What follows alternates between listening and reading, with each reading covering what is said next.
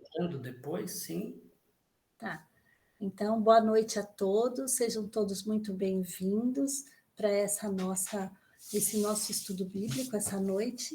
Que Deus esteja sempre presente em nosso coração, em nossa vida, que nós possamos sempre estar aberto ao Espírito Santo, que Ele possa sempre suscitar esse querer de a gente aprender mais e mais. Que Deus abençoe o Padre Flávio, toda essa disponibilidade que ele tem, Elaine, que prepara isso tão bem para nós, que nos ajuda tanto, né? E que Nossa Senhora possa nos abençoar essa noite e nos cobrir com o seu manto sagrado, para que tudo que a gente possa ouvir e aprender, a gente possa crescer na nossa fé, ter mais maturidade, e nesse primeiro encontro desse ano, que todos tenham sempre Deus no coração e muito amor pela nossa Santa Igreja. Amém? Ave Maria, cheia de graça, o Senhor O é Senhor é convosco. convosco. Bendita sois Bendita sois vós entre vós as entre as mulheres, mulheres. bendito é o Bendito é o fruto do fruto vosso do vosso ventre, ventre, Jesus. Jesus. Santa Santa Maria, Maria, Mãe de Mãe de Deus, Deus, rogai por rogai por nós, nós, pecadores, pecadores, agora e na agora hora e de na hora nossa de morte. nossa morte. Amém. Santo Antônio, rogai por nós. Rogai por nós. Em nome do Pai, do Filho e do Espírito Santo. Amém. Amém. Boa noite a todos. Então, nós vamos dar início ao nosso encontro, primeiro deste ano, e hoje nós vamos, por causa da proximidade da festa de São Paulo, que foi em janeiro, dia 25 de janeiro, nós vamos falar sobre São Paulo apóstolo. Também ele sempre vem nas segundas leituras, as cartas de São Paulo, ela é sempre proposta na segunda leitura, tirando exceções que entram outras cartas.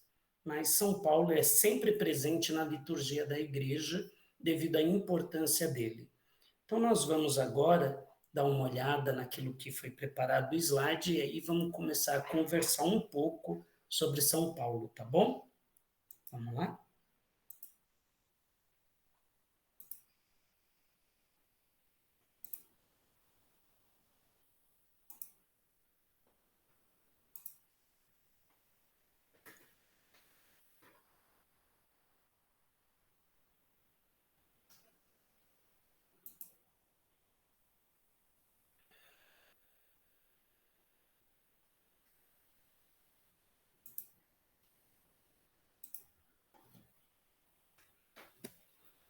Então, meus irmãos, minhas irmãs, o tema de hoje é Paulo, o discípulo e missionário cristão. Nós vamos começar pelo nome de Paulo.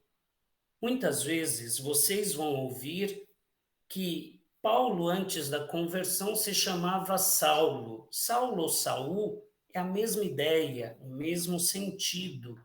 Então, lembremos que já tem um personagem bíblico que cai em desgraça, chamado Saul, é o primeiro rei de Israel, e Saulo, então, é um nome conhecido no mundo judaico, exatamente por causa do rei Saul.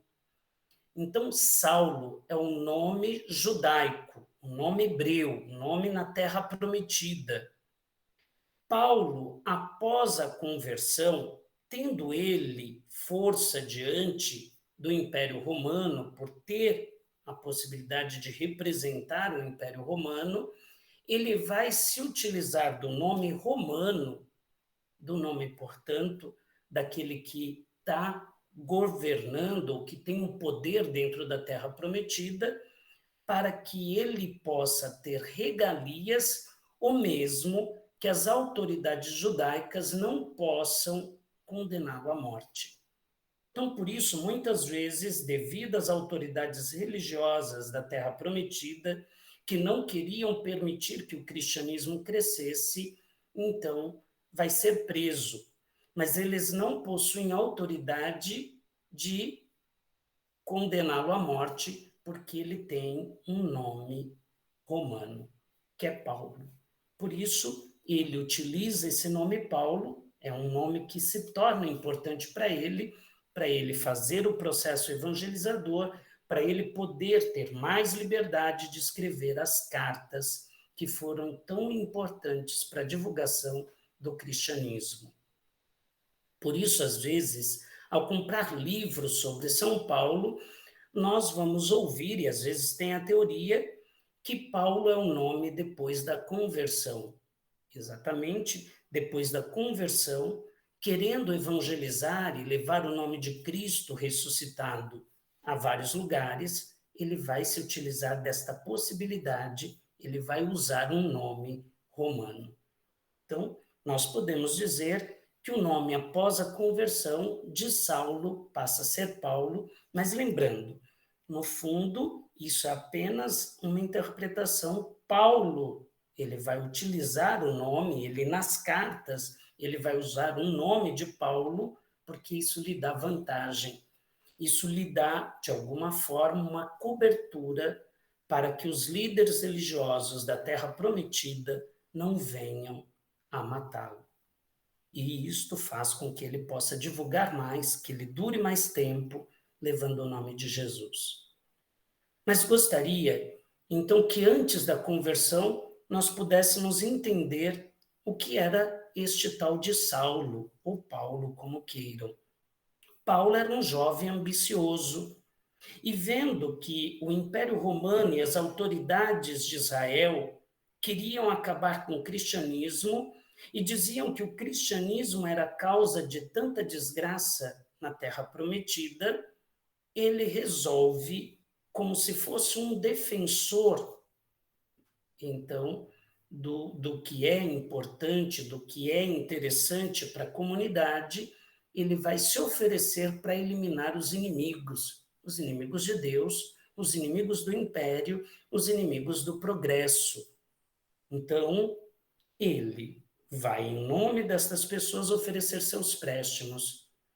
E ele, como é um jovem, ambicioso, forte, estrategista, inteligente, ele vai receber um grupo, um destacamento para assim fazê-lo. Então, nós sabemos isso, e poderiam vocês lerem depois em casa, Atos dos Apóstolos, então, 7, e aí eu vou ler um pouco antes do texto proposto aí. Eu vou ler, lembre, nós temos Estevão. Estevão é o primeiro mártir cristão, a primeira pessoa a ser assassinado porque falava o nome de Cristo. Então, Estevão está pregando sobre Jesus Cristo, que as autoridades judaicas haviam prendido, torturado, feito ele sofrer a humilhação da paixão e depois crucificado. E Estevão está dizendo que as pessoas não poderiam continuarem cegas, surdas e fazendo ou tomando as decisões erradas, se afastando do Deus que veio libertá-los. E aí ele também dizia que esse Cristo havia vencido a morte, ressuscitado e estava vivo neles. Estevão está falando isso, então é nesse momento que chega o destacamento, exatamente com também Saulo. E eles resolvem apedrejá-lo e matá-lo publicamente. Então, esta é a primeira morte de um cristão em público. E este cristão foi morto porque ele falava o nome de Cristo publicamente, e assim eles queriam que as pessoas tivessem medo de falar o nome do Cristo e que, apedrejando este homem, desestimulasse falar do Cristo, e assim paravam de falar de Jesus Cristo, parava de crescer a religião cristã e, então, voltaria a religião judaica ter a maioria, ter a relevância na Terra Prometida. Então, vamos lá. Ao ouvir estas palavras, eles ficaram enfurecidos. Quem ficou enfurecido? O destacamento que tinha por líder Saulo. E rangeram os dentes contra Estevão. Profanaram, falaram palavras de ódio contra Estevão. Estevão, repleto do Espírito Santo, olhou para o céu e viu a glória de Deus, e Jesus de pé à direita de Deus. Para que um pouco, novamente isso. diante da morte iminente, Estevão não vai ver a desgraça. Ele não vai se ver como um fracassado. Estevão vai se ver no céu, do lado de Jesus Cristo que venceu a morte. Aqueles que pertencem a Cristo vencem o pecado, vencem o mal e são capazes, inclusive, de vencer a morte. Jesus havia vindo para libertá-los da escravidão da morte, dando-lhe ou devolvendo-lhes a possibilidade dos céus, da vida eterna, do paraíso. Então, é exatamente isso que quer dizer esse texto. Então disse: Estou vendo o céu aberto e o Filho do Homem, que é Jesus, de pé à direita de Deus. E eles deram fortes gritos, tamparam os ouvidos. Então, lembre o que já dizia a Bíblia antes: tendo ouvido, não ouvem. E avançaram todos juntos contra Estevão. Arrastaram-no para fora da cidade e começaram a apedrejá-lo. As testemunhas, depois que ele morreu, as testemunhas deixaram seus mantos, a roupa de Estevão morto, possivelmente ensanguentada, aos pés de um jovem chamado Saulo. Assim que mataram Estevão, eles vestiram a roupa como dissesse: cumprimos a missão, e colocam aos pés de Saulo. Isto indica que Saulo era o responsável por esta empreitada contra o homem de Deus, que era Estevão. Então, isto é Saulo ou Paulo antes da conversão. Então, vejam,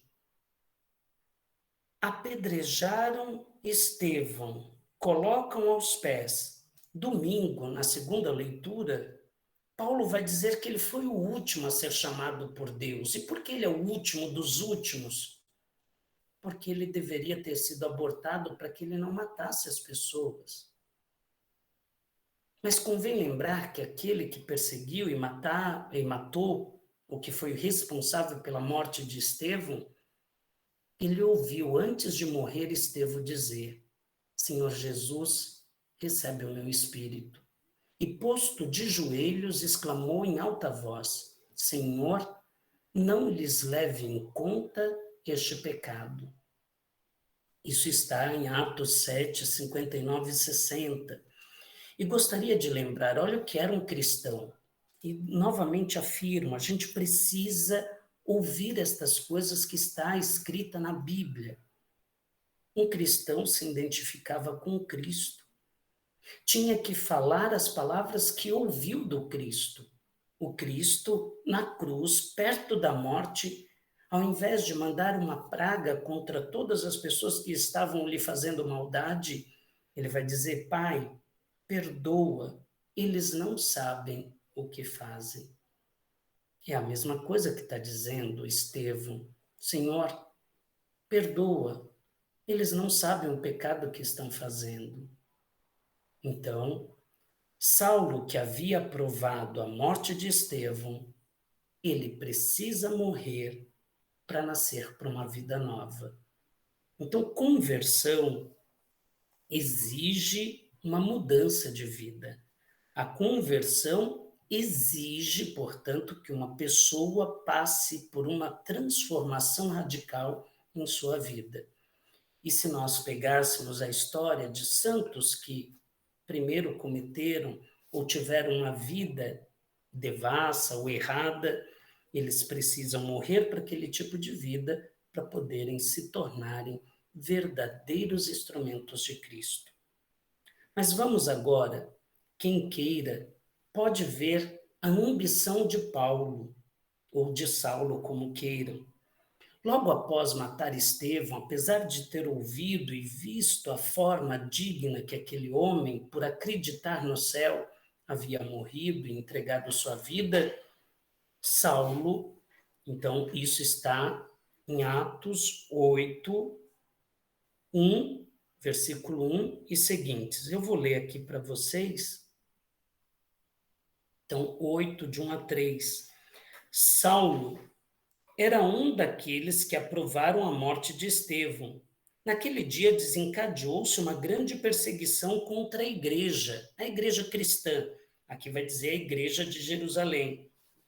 E todos, igreja de Jerusalém, Jerusalém mata Jesus, Jesus ressuscita, então é ali que tem o início a uma nova fé, a um novo momento, aquilo que nós chamamos a igreja de Jesus Cristo, ou os cristãos, que mais tarde serão chamados assim. Então, e todos, fora os apóstolos, se espalharam pelas regiões da Judéia e da Samaria. Algumas pessoas piedosas sepultaram Estevão e fizeram um grande luto por causa dele. Agora vamos lá, versículo 3. Saulo, porém, devastava a igreja, entrava nas casas, e a igreja era nas casas, lembre disso, e arrastava para fora homens e mulheres para colocá-los na prisão. E aqueles que se dispersaram iam de um lugar para outro anunciando a palavra.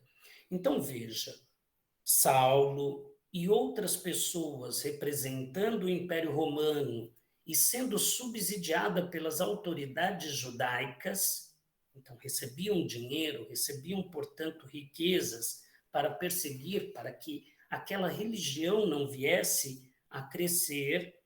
Então, eles entravam nas casas quando descobria que alguém estava celebrando a Eucaristia ali escondido, tiravam essas pessoas, tomavam as casas. E o que é que isso obrigou? Que as pessoas ficassem fugindo dos lugares. E as pessoas, para não serem presas, para não perderem tudo, para não serem mortas, elas vão andando de lugar em lugar. E assim o nome de Jesus Cristo, quanto mais perseguiam, mais o nome de Cristo, mais a verdade de Cristo se espalhava. E as pessoas, com esta fé, então se tornaram os verdadeiros discípulos e missionários de Jesus. O que mais tarde Paulo vai tomar para si esta missão. Por isso, no começo, eu o chamo de discípulo e missionário. Então, agora, vamos pegar a conversão de Paulo. Tem 3 textos. Esses são 3 textos que vocês podem ler. Os 2 últimos de forma resumida, mas no seu arcabouço não tem tanta diferença, não tem tanta dificuldade. Para não me estender muito, se é que já não o farei, então nós vamos nos ater a Atos dos Apóstolos 9, mas vocês podem depois, em outros momentos, lerem, rezarem também Atos dos Apóstolos 22, o Atos dos Apóstolos 26, conforme vocês podem ver no slide. Então, Saulo, ele só respirava, isso está no versículo 1, Saulo só respirava ameaças e morte contra os discípulos do Senhor, contra os discípulos de Jesus. Ele apresentou-se ao sumo sacerdote e lhe pediu cartas de recomendação para as sinagogas de Damasco, a fim de levar presos para Jerusalém todos os homens e mulheres que encontrasse seguindo o caminho. Esse povo que chamava o povo do caminho é o povo de Deus, o novo povo de Deus é a igreja cristã. É aqueles que estão na terra, mas caminham para o céu. É aqueles que estão na terra, mas buscam um caminho que os permita vencer os intempéries da história, porque pertencem aos céus. Então veja, Paulo, ele vai aos sumos sacerdotes, então as autoridades judaicas são, ou as pessoas, os lideranças da religião judaica que vão subsidiar, que vão dar a parte financeira. Saulo é ambicioso. Há um acordo político daquele que domina, que é o Império Romano, com as autoridades judaicas, em troca da liberdade religiosa para eles na Terra Prometida. Eles, para terem a liberdade religiosa e um certo poder, eles também subsidiam o Império Romano. Então, olha, a religião se torna manipulada, a religião judaica ajuda nessa questão escrava do povo dominado com o povo dominante, que é o Império Romano, e isto, num primeiro momento, era interesse do Império Romano, que está crescendo, está expandindo, e ele quer menos povos dominados tendo revoltas contra eles, porque eles tinham que mandar um destacamento do seu império. Então, a Terra Prometida não era um problema. A religião judaica já servia como um modo, por causa das lideranças religiosas, para manipular o povo e ali não ser um ponto de divergência ao poder deles. Então, o Império Romano também permitia e dava autoridade e deixava que tais pessoas enriquecessem e ali tivesse algo que fugia um pouco o controle deles, mas que não tornava aquele pedaço de terra um problema. Então, tudo isso está ali, nesse pequeno texto. Então, o que quer Saulo? Ele quer poder, ele quer dinheiro, ele quer destaque, ele quer fama. Então, ele se convida para destruir a igreja cristã que havia crescido em Damasco. As autoridades religiosas da Terra Prometida queriam acabar com a religião. Sabiam que tinha um foco de religião cristã e forte em Damasco. Quem é o líder da comunidade cristã em Damasco? Ananias. Ele é a autoridade, é um homem velho, sábio, um homem bom, que havia se convertido ao Cristo e, convertido ao Cristo, conversava, rezava. Possivelmente, quando diz conversava com Deus, ouvia Deus, é uma vida de oração intensa.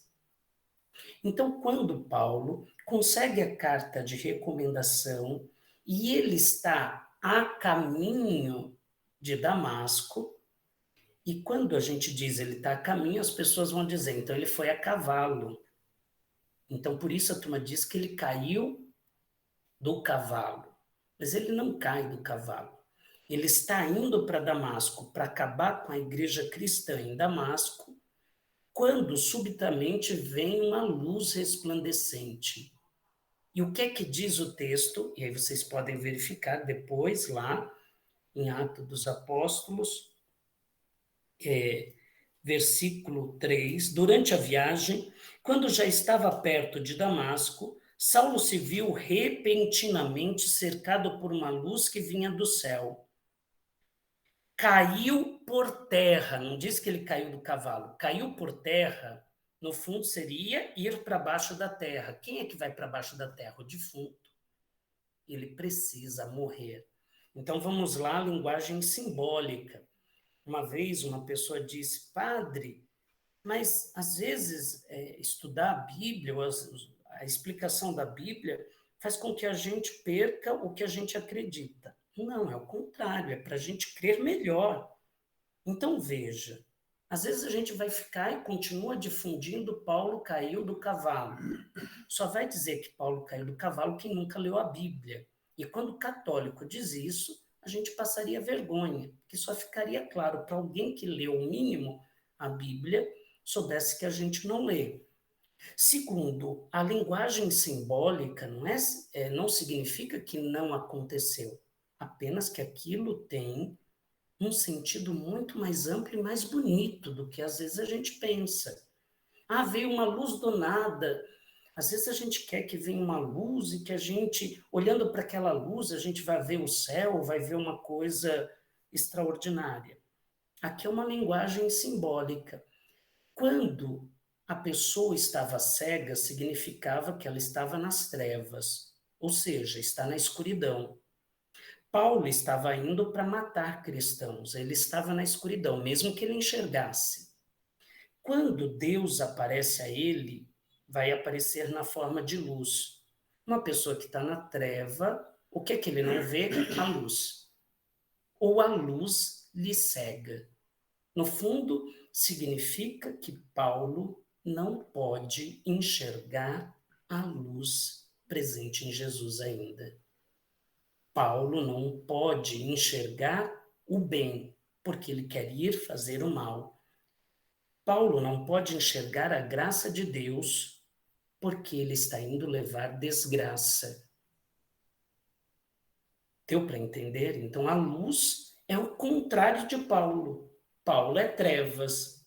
Então, cair por terra, ele, o tipo de homem que ele era, tem que morrer para que ele perceba uma nova realidade, para que tenha uma nova história e que essa nova história possa começar em sua vida. E aqui para um pouco. Todos nós precisamos morrer para o que está errado, para poder começar uma nova história. E temos que reconhecer que isso está errado. Senão, mesmo que a gente se ache esperto, mesmo que a gente consiga as cartas de apresentação, mesmo que isso faça com que a gente alcance o que ambicionamos, mesmo que isso nos dê status, privilégios, aplausos, títulos, às vezes a gente não vai perceber Deus presente, tentando dizer para a gente sair daquele caminho errado. Paulo, então, ele não enxerga, mas ele vai ouvir. E olha que interessante, vai dizer o texto bíblico. Saulo, Saulo, por que me persegues? Vamos primeiro agora entender. Deus toma a iniciativa, é Deus que fala com Saulo. E olha como Jesus se apresenta. Você está me perseguindo. Jesus se identifica com os cristãos que se encontram em Damasco. Aqueles cristãos que são perseguidos, que correm risco de morte, possuem e têm e se tornam imagem e semelhança do próprio Deus, do próprio Jesus. E Paulo, que se acha muita coisa, se torna um nada. Por ora, ele ainda não é nada. Então ele vai dizer, porque ele percebe que ali tem algo extraordinário. Então Saulo vai dizer: quem é, Senhor? Quem és? E Jesus responde a partir Atos 9, de 5 a 9. Eu sou Jesus a quem tu persegues. E o texto vai dizer trêmulo, perdido, atônito. Ele vai perguntar: o que queres que eu faça?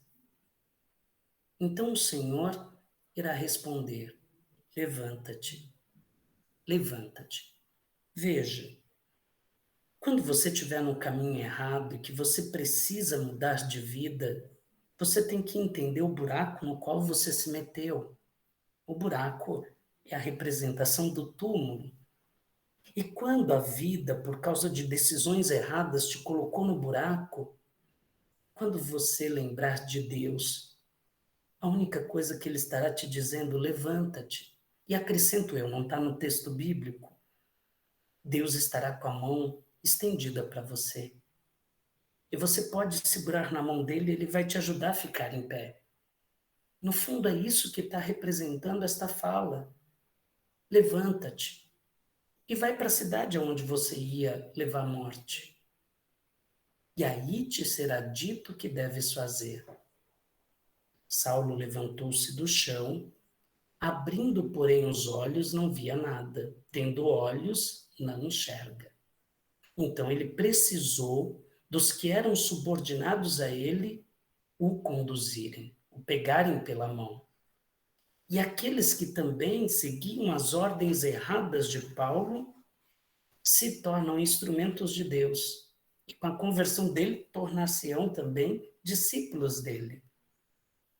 E todos foram para Damasco, onde ele esteve 3 dias sem ver, sem comer nem beber. Então vamos lá. 3 dias é um número simbólico. Exatamente, isso já representa a ressurreição de Jesus. No terceiro dia, ressuscitou. No terceiro dia, saiu da situação de morte.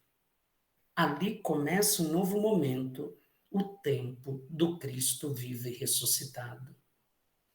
O interessante é que na conversão de Saulo, vai entrar Ananias, que eu já dizia antes, então está lá no versículo 10 e 11. O Senhor, numa visão, apareceu a Ananias. Possivelmente, Ananias estava rezando. Ele já sabia que Saulo estava indo lá para destruir a igreja. Alguns fogem, vão para outros lugares. Ele era um homem de idade, ele ficaria para que eles não perseguissem aqueles que fugiram. Fugindo, eles vão levar o nome de Cristo a outros lugares. Lembre, é assim que a igreja cristã também vai crescer. Então, quanto mais era perseguida, mais o efeito era contrário. Mas Ananias ia ficar. E quando o Senhor apareceu, ele diz: Eis-me aqui, Senhor. Exatamente como acontece domingo na primeira leitura. Isaías que vai dizer que é um homem de lábios impuros, mas o Senhor lhe aparece numa visão e o Senhor precisa de alguém para cumprir uma missão grandiosa. E Isaías vai dizer: Eis-me aqui, Senhor. Pode me enviar. É a mesma coisa Ananias. Só que o Senhor vai dizer: levanta-te e vai à rua direita e pergunta em casa de Judas por um homem de Tarso chamado Saulo. Ele está rezando. No fundo, Ananias não vai gostar muito. E eu vou aqui pular um pouco, mas só para vocês entenderem, Ananias vai dizer: Mas Senhor, esse homem é o que veio aqui para me matar. Esse homem é o que veio para acabar com a tua igreja. E o Senhor vai dizer: confia em mim, vai lá. Este homem eu escolhi porque ele terá uma grande missão de levar o meu nome na terra. Este homem não é mais o homem que você conheceu, aquele homem que você ouvia coisas sobre ele. Ele é um homem novo. É um homem novo. Então, Jesus vai promover um encontro entre aquele que vinha trazer morte e aquele que estava gerando vida. Aquele que ia ser assassinado e aquele que ia ser instrumento de morte daquele homem, ele vai ser curado e ele vai receber a vida daquele que ele ia matar. E aquele que ia ser morto se torna instrumento de vida para aquele que ia ser seu algoz. A história muda, se transforma. No fundo, todo mundo vai se tornando convertido. A história vai sendo transformada pelo amor. É por isso que nós cristãos precisamos acreditar no perdão, na mudança de vida. Precisamos aceitar e tentar fornecer que a mudança de vida seja possível. Então Ananias respondeu: Senhor, muitos já me falaram deste homem, quantos males fez aos teus fiéis em Jerusalém, e aquele tem o poder dos príncipes dos sacerdotes para prender a todos aqueles que invocam teu nome. O Senhor lhe disse: vai, porque este homem é para mim um instrumento escolhido, que levará o meu nome diante das nações, dos reis e dos filhos de Israel. Eu lhe mostrarei tudo o que terá que padecer pelo meu nome. Saulo vai se tornar instrumento de Deus, mas cada vez que ele falar o nome do Cristo, ele vai sofrer críticas, ele vai sofrer rejeições por causa do passado que ele teve. Não pense que Paulo foi aceito facilmente. A sorte que ele não liga. Ele vai acreditar, Deus me deu uma missão, eu nasci de novo, e se eu não morri naquela época, é porque eu tenho algo importante para fazer, e ele não vai desistir.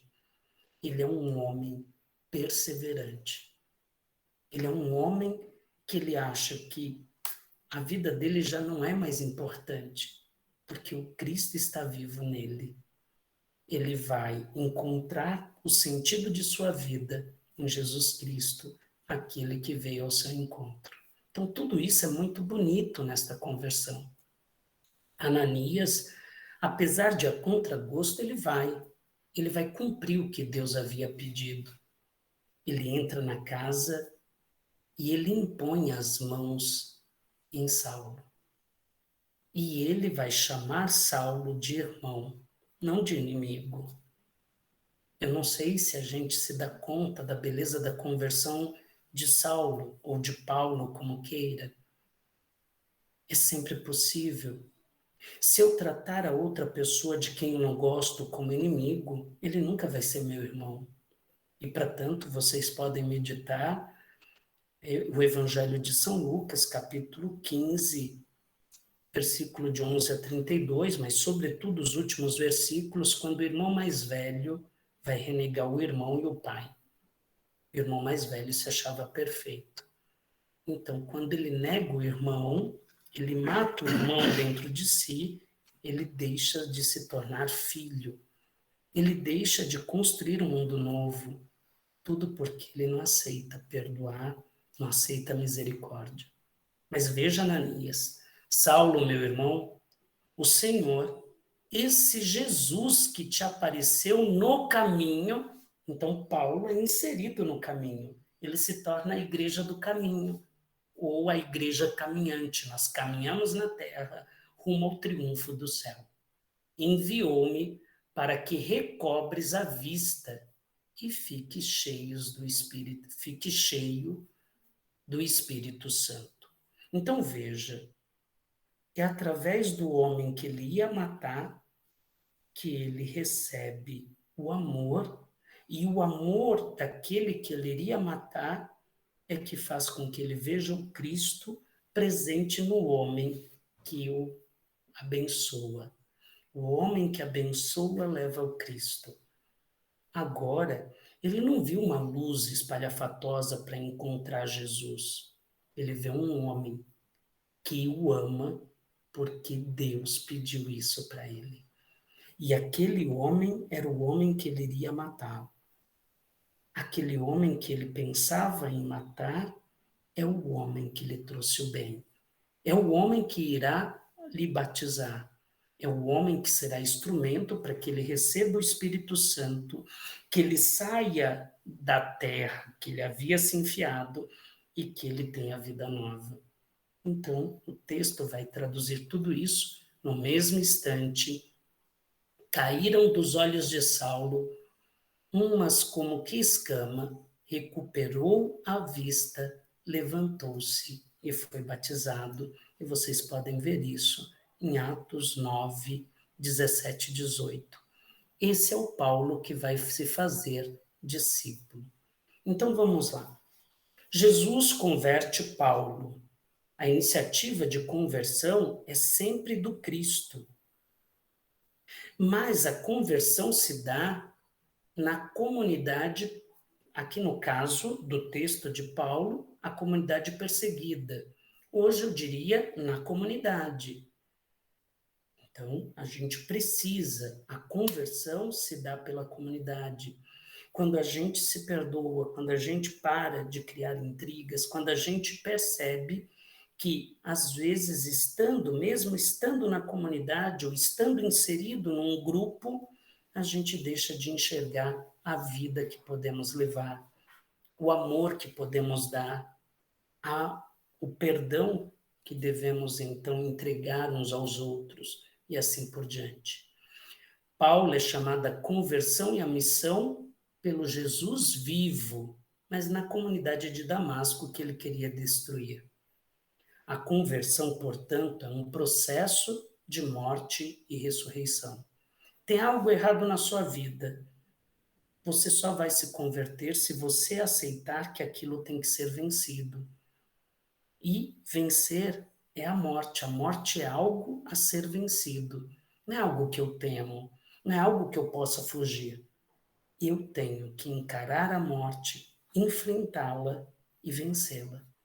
E isto faz com que eu seja uma pessoa que vive o Cristo ressuscitado.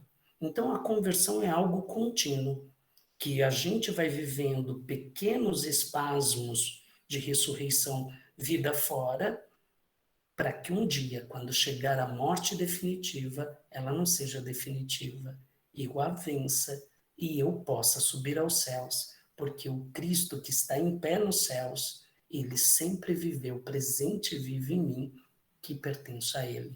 Então, é isso que Paulo vai entender. Conversão, caiu por terra, é isso. Eu sou enterrado, mas eu me levantei e mudei de vida. No terceiro dia, ele não podia ver, ele não se alimentava e não bebia. Ele é abençoado por quem ele iria matar. Ele se arrepende disso, se converte. Ele, ao ser batizado na época, não havia separação. Ao ser batizado, ele é inserido na comunidade, ele passa a participar da Eucaristia, ele come e bebe o Cristo, que se entrega a eles na fração do pão, na partilha do alimento. E isso é a Eucaristia. É isso que nós também temos que aprender a fazer. Vemos o Cristo, somos batizados, nos tornamos irmãos, partilhamos o pão e nos alimentamos de Deus. Assim, a comunidade representada por Ananias faz com que Paulo ressuscite. Ao ser batizado, ele recebe o Espírito Santo, agora ele tem que sair pelo mundo falando que Cristo está vivo, que a morte não reina, que nós podemos vencer a morte. Agora, Paulo, ele sai. No primeiro momento, Paulo vai ter muita resistência. Quem é que não tem resistência a Paulo? As pessoas que não tinham nenhuma religião, ou que não tinham a religião monoteísta, que não conheciam as Sagradas Escrituras. O que antes na Bíblia, vocês ao lerem vão ver os incircuncisos, os que não eram circuncidados, os que não pertenciam à religião judaica. Porque, num primeiro momento, os cristãos eram judeus convertidos, por isso as autoridades religiosas queriam destruir a igreja cristã, estava perdendo fiéis. E aqui eu paro. É claro que as igrejas não ficam disputando fiéis, vocês não ficam, e eu falo isso muito. É claro que vocês não ouvem os padres que ficam falando mal de outra religião, não é? Não respondam. Mas cuidado com o padre que faz isso, porque a gente motiva e ficamos mais parecidos com os líderes religiosos que tentaram destruir o cristianismo do que com os cristãos. Então, Paulo, não sendo bem recebido pelos judeus convertidos, ele começa a levar o nome do Cristo a todas as pessoas. O que pensa Paulo? Se eu, que sou o pior dos seres humanos, pude encontrar Jesus, e Jesus veio e se apresentou a mim, e eu sei que ele está vivo na história, como uma pessoa que não é pior do que eu, porque não tem ninguém pior do que ele, porque ele era um ser humano, instrumento de morte. Então Paulo diz, se o Cristo se apresentou a mim, então por que ele não pode ser apresentado a pessoas boas que nunca ouviram falar de Deus, ou do Deus verdadeiro? Então ele sai pelo mundo usando sua inteligência, usando sua capacidade de escrever. Então Paulo é alguém que sabe escrever naquela época, isso lhe dá uma vantagem. Só para vocês terem uma ideia, tem cartas de São Paulo que são anteriores aos evangelhos, porque demora que algum cristão que sabe ler e escrever, então precisa que o cristianismo encontre pessoas letradas, isso demorou um tempo para poder ser escrito como evangelho. Paulo, que sabia ler e escrever, que tinha uma cultura muito grande, ele sai divulgando o nome do Cristo muito antes do que os apóstolos. Isso gera um pouco de ciúme, mas isso a gente conta um dia, se Deus quiser. Mas isso não é importante. Claro que só naquela época tinha ciúme entre as pessoas que falam de Cristo, né? Mas Paulo, ele não liga para nada disso. Ele sai falando do Cristo, ele sai falando de como é feliz, porque é amado por Deus, mesmo ele sendo quem ele é. Então, ele sai falando do amor que Deus tem por ele e que ele tem por Deus. E isso ninguém pode brecá-lo. Então, eu aqui tenho um texto que é Atos dos Apóstolos 24. É seguir o caminho, a comunidade, o ser cristão, é a igreja do caminho, lembre. A igreja que vai vivendo o amor e na vivência do amor, do perdão, da conversão, vai entendendo que as dificuldades do mundo, as coisas erradas do mundo, podem e devem ser vencidas pelo amor, pelo perdão. Então, isso é seguir o caminho, isso é ser cristão. Ser cristão não é seguir leis rígidas, costumes, ritos. Não pode ser um grupo fechado e estático. Sabe? Muitas vezes eu acho que eu enxugo o gelo. Os que mais têm seguidores, as igrejas cheias, seja católica ou seja protestante, e aqueles que ficam pegando leis, regras, ficam tentando colocar normas e que assim vai julgando uns aos outros.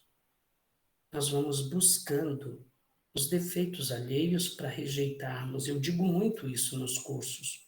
Cuidado, não deem ibope, não deem curtidas a coisas que fazem com que a gente tenha medo de Deus ou que tenha ódio de outras pessoas, de outros seres humanos. Isso não é ser cristão. Isto não gera amor.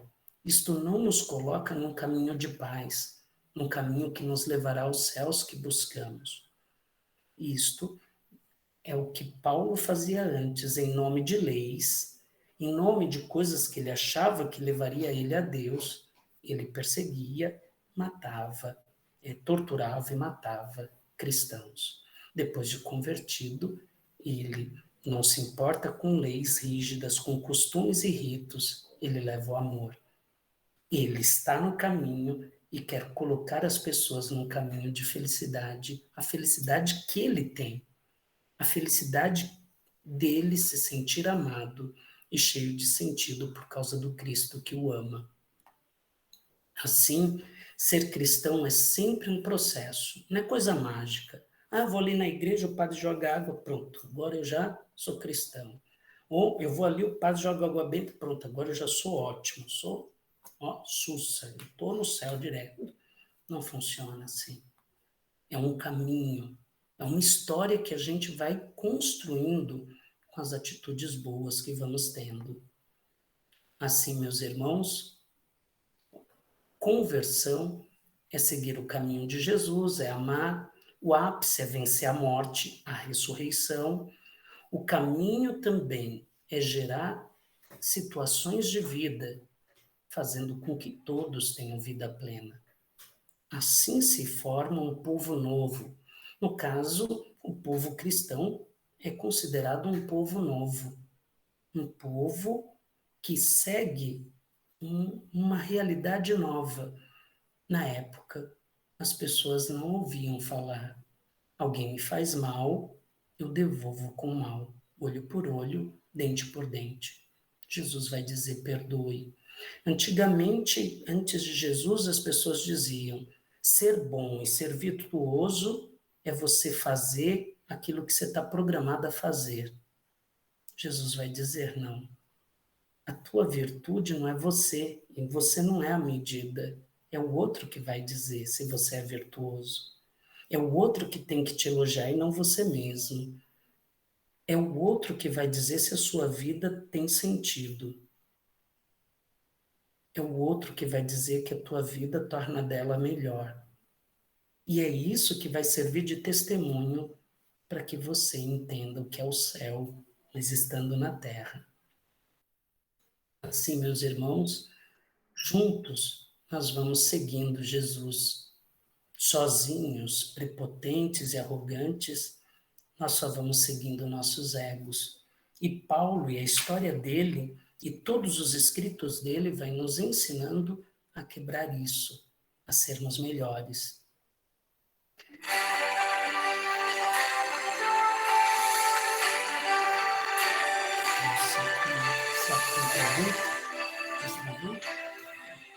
Esse ano quero paz no meu coração. Quem quiser ter um amigo que me dê amor. O tempo passa e com ele caminhar.